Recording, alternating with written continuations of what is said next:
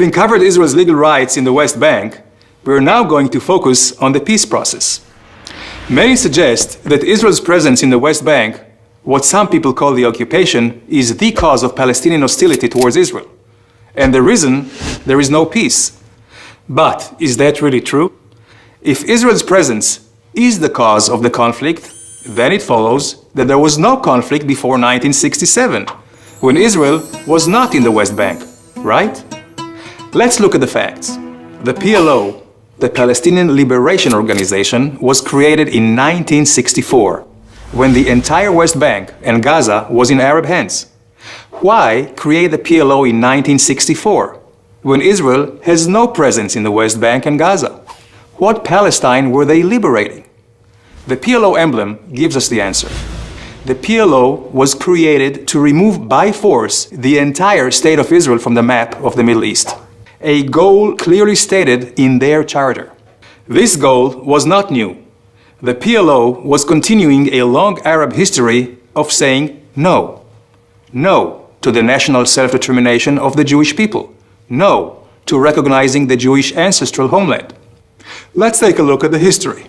In 1937, the Peel Commission recommended a division of the land, a Jewish state and an Arab state.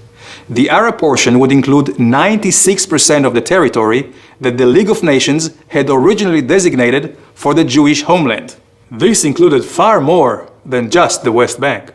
However, instead of accepting the Jews as peace partners, the Palestinian leader Haj Amin al-Husseini said no, and found a partner whose vision was closer to his own. In 1947, the United Nations recommended the partition plan, which again offered the Arabs far more than just the West Bank. The Jews said yes. The Arab leaders again said no, and launched a war of extermination. Israel won that war, established the state, but did not know a day of peace, despite the fact that its Arab neighbors held the entire West Bank. The Arabs continued saying no. They attacked Israel relentlessly, using the West Bank as a launching pad, until Israel took it over in a war of self-defense in 1967. After the war, the Arab League rejected all attempts at peace. They continued to choose force over negotiation. And at a summit in the city of Khartoum, we again heard no, no, no. Let's fast forward to 1993. Israel and the Palestinians signed the Oslo Accords. Were the Palestinians finally saying yes? It appeared so. Israel said yes and gave territorial control to a Palestinian government it helped establish. But despite signing agreements, the Palestinian actions said no. During the next 5 years, Israel saw a significant increase in terrorist attacks, which killed hundreds of Israelis. In 1996, Yasser Arafat, the Palestinian leader, declares, "We plan to eliminate the state of Israel and establish a purely Palestinian state."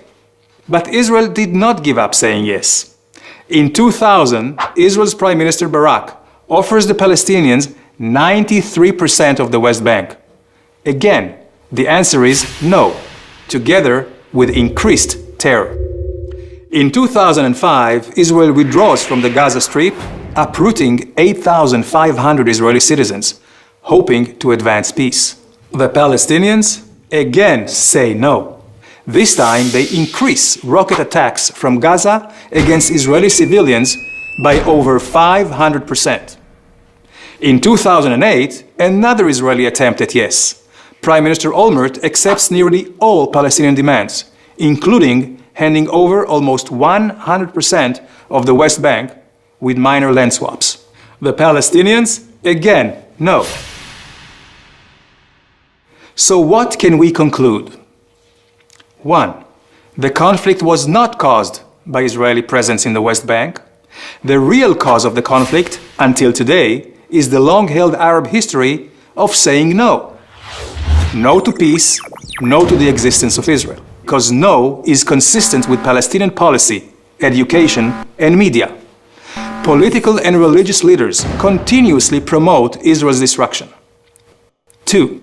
Israel has said yes for decades and has proven that by signing peace with Jordan and Egypt. So, where do we go from here? How do we achieve peace? With some goodwill, mutual recognition of the right to self-determination, and real compromises on both sides. Israel, for its part, will continue saying yes to a real and enduring peace. But for the peace process to succeed, the Palestinians will have to give up their uncompromising choice of force over negotiation and of choosing no over yes. It's about time.